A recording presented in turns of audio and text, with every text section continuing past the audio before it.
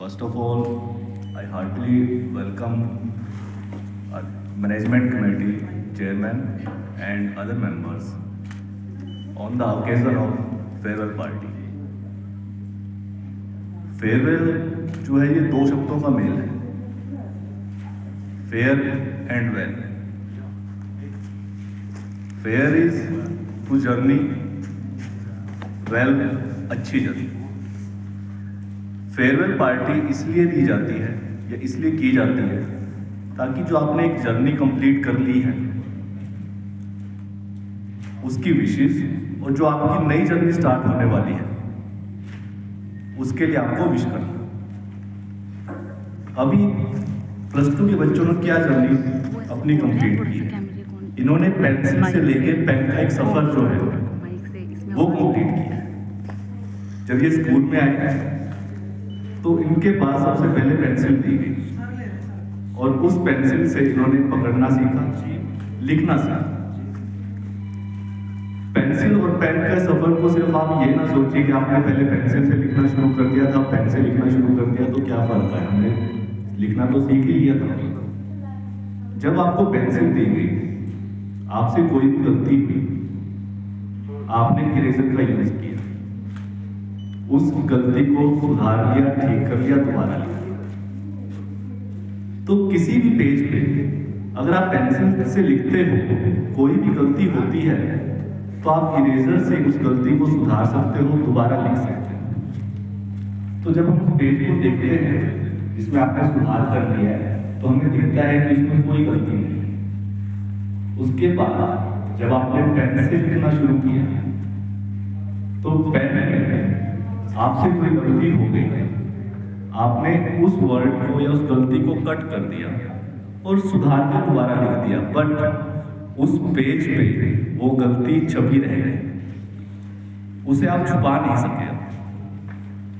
तो प्यारे बच्चों, अब आपकी जो लाइफ की जो जर्नी स्टार्ट होगी ना, अभी तक की जो जर्नी थी वो आपकी पेंसिल से लिखने वाली जर्नी थी, जो आपने लाइफ के लिए लिखी. यहाँ आपने जितनी भी गलतियां कर ली वो सारी की सारी गलतियां सुधर गई, उसका कोई भी अब इमेज नहीं रह गई है. सबने आपको बच्चा समझ के माफ कर दिया, तो आपकी किसी भी गलती को दोबारा नहीं बोला जाएगा. बट जो आपकी जर्नी अब स्टार्ट हो रही है ये आपकी पेन की जर्नी है.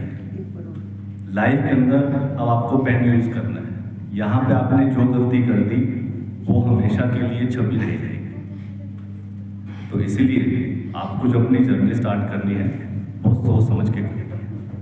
अब बहुत सारे बच्चे +2 के बाद अब्रॉड जाएंगे, हॉस्टल में जाएंगे, अलग अलग कॉलेजेस में जाएंगे, अपनी पढ़ाई कंटिन्यू करेंगे.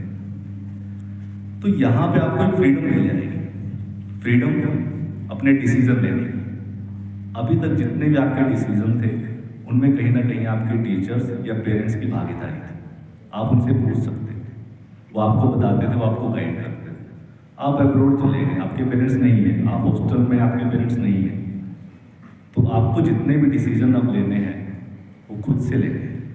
और यही आपका जो डिसीजन है वो आपकी लाइफ की वैल्यू को डिसाइड करेंगे. एक छोटी सी स्टोरी सुनाता हूँ. एक गुरु और चेला था. तो उसके जो शिष्य ने गुरु से पूछा, गुरु जी ये लाइफ की जो वैल्यू है इसका क्या मतलब है. तो गुरु ने कहा कि समझाता हूँ तुम्हें लाइफ की वैल्यू का क्या मतलब है और कैसे डिसाइड होती है. तो गुरु ने एक पत्थर दिया और अपने शिष्य को बोला, जा इसे बेच के आ, और जब भी कोई इसका रेट तुमसे पूछे तो तुमने इसका रेट बोलना नहीं है, सिर्फ इशारा करना है, उंगलियों के इशारे से बोलना है. तो सबसे पहले उसका शिष्य जो है ऐसे बाजार में चला गया, वहां जाके वो पत्थर को लेके खड़ा. तो एक लेडी उसके पास आई, तो उसने पूछा इसका रेट क्या है. तो जैसे कि उसके गुरु ने बताया हुआ था, उसने सिर्फ इशारा किया. इशारा क्या था, उसने 2 उंगलियां ऐसे कर कि इसका रेट नहीं है. उस लेडी ने उसको 200 रुपये दे दिए. उस पत्थर, वो पत्थर को लेके आपको 200 रुपये लेके आ गया और अपने गुरु को बताया कि मुझे 200 रुपये इस पत्थर के मिले. दूसरा उसी तरह का पत्थर लेके उसने कहा अब तुम म्यूजियम के सामने जाओ जहाँ पे एंटीक पीस रखे हैं। तो वो म्यूजियम के सामने चला गया। वहां से एक और कस्टमर उसे मिला, उसने फिर से वही इशारा किया, उसने फिर से अपने 2 फिंगर सामने कर दिए। इस बार उसे 20,000 रुपये, उसी पत्थर के उसे 20,000 रुपये। वो कहा, गुरु के पास आके बोला कि मुझे 20,000 रुपये मिले। उसने कहा तीसरी बार जाओ, एक मॉल में जाओ। वो मॉल जहाँ पे मतलब कि फॉरनर्स आते हैं, बड़े बड़े डेलीगेट्स आते हैं, तो वहाँ पे वो चला गया। वहाँ पे भी उसने वही पत्थर लेके गया और फिर से उसने वही इशारा किया। इस बार उसे पत्थर के 2 लाख रुपए मिले। तो वो अचंभित रह गया। उसने आके अपने गुरु से पूछा कि ये साधारण सा पत्थर, एक जगह इसकी कीमत 200 रुपये लगी, एक जगह 20,000 लगी, एक जगह 2 लाख रुपए लगी, ऐसा क्या? तो गुरु ने बताया कि आपका जो सोशल सर्कल है, आप किस स्थान पे हैं, वही चीजें आपकी लाइफ की वैल्यू को डिसाइड करती है। तो इसीलिए आपने जो डिसीजन लेने हैं, उन्हीं डिसीजंस ने आपकी लाइफ की वैल्यू को डिसाइड करना है। अगर आपका सर्कल ऐसा है कि आप कहीं नुक्कड़ पे, मोहल्ले में, दुकान पे बैठे हैं, आपके साथी जो है बीड़ी सिगरेट शराब पी के हैं, साथ में बैठे हुए, तो आपकी वैल्यू ऑटोमेटिकली उनके हिसाब से लग जाएगी। अगर आपका सर्कल ऐसा है जहाँ पे आप एक एजुकेटेड जेंडर के अंदर बैठे हुए हैं, तो आपको भी उन्हीं की तरह ही माना जाएगा। तो इसीलिए जो भी आपका सर्कल हो, उसे बहुत सोच समझ के ध्यानपूर्वक आपने डिसाइड करना है कि आप किस स्थान पे जाना चाहते हो और आपकी लाइफ की वैल्यू क्या है। दूसरी चीज, लाइफ की वैल्यू बनाने के लिए आपके डिसीजन बिल्कुल सही होने चाहिए। आप सही रास्ते पे हो। रास्ते 2 तरह के हो सकते हैं, सही रास्ता, गलत रास्ता। अब क्वेश्चन ये होगा कि हमें सही रास्ते का पता कैसे लगेगा कि जो हम डिसीजन हमने ले लिया है, जो रास्ते पे हम चल रहे हैं, क्या वो सही रास्ता है या फिर गलत रास्ता है। इसका बहुत ही आसान सा वो है मेथड है। सही रास्ते कभी भी आसान नहीं होते, उनमें हमेशा मुश्किलें आती हैं। और गलत रास्ते उसके लिए आपके दोस्त उसे बहुत आसान कर देंगे। जब आपको लग रहा है ना कि आपके आसपास के जितने भी इन्वॉल्व पर्सन हैं आपके रास्ते को आसान कर रहे हैं, तो इसका मतलब वो कहीं ना कहीं आपको गलत रास्ते पे लेके जाने की कोशिश कर रहे हैं। जैसे आप बैठे अपने दोस्तों के साथ और अभी तक आपने कोई भी ऐसी एडिक्शन नहीं है, एक दोस्त ने आपको ऑफर किया कि ये लो सिगरेट खरीदो। आपको सिगरेट खरीदने के लिए पैसे लाने की जरूरत नहीं पड़ेगी। दोस्त चाहे कैसे भी करेगा, बंदोबस्त कर देगा अपने आप। शराब पिलानी है तो अपने आप ही बंदोबस्त कर देगा। आपको कोई पैसे की जरूरत नहीं पड़ेगी, वो आपके लिए अपने आप ही रास्ते आसान कर देगा। तो गलत रास्ते के लिए जब भी आप देखोगे ना, जो आपके साथी हैं कहीं ना कहीं आपको भी उन्हीं गलत रास्तों पे इन्वॉल्व करना चाहेंगे, क्योंकि आपकी ये स्टेज ही है कि जिस रास्ते पे वो चल रहे हैं ये भी हमारे से ऊपर ना हो जाए, हमारे साथ ही रहे। तो गलत रास्ते पे ले जाने के लिए हमेशा ही आपके दोस्त आपको मोटिवेट करेंगे। इसलिए आपका सर्कल सही होना बहुत ज़रूरी है।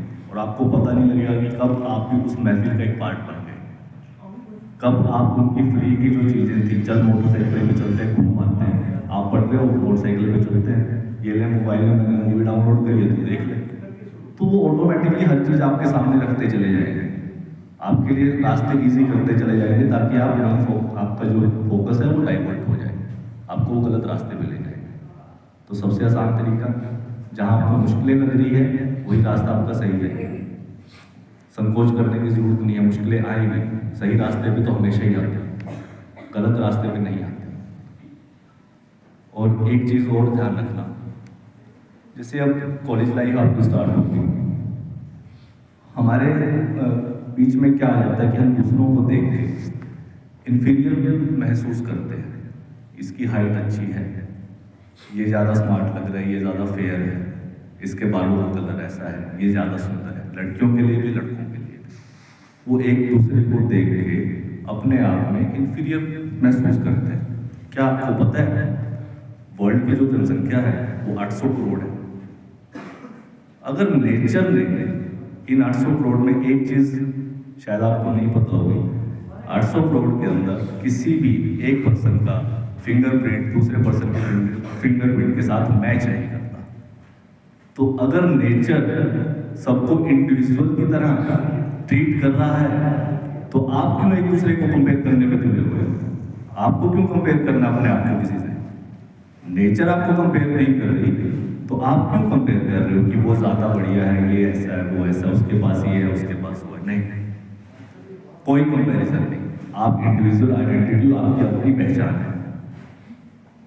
किसी भी तरह की इंफीरियरिटी कॉम्प्लेक्स आने की जगह नहीं होनी चाहिए आपके बीच में। आपको जो भी करना है अपने लिए करना है, अपने परिवार के लिए, अपने समाज के लिए। तो पॉजिटिव माइंडसेट के साथ, डिटर्मिनेशन के साथ अपने गोल्स को सेट करो और पूरी मेहनत के साथ उन्हें अचीव करो। दो पंक्तियों के साथ मैं अपने शब्दों को विराम देना चाहता हूँ। हार तब है जब मान ली जाती है और जीत तब होती है जब ठान ली जाती है। धन्यवाद।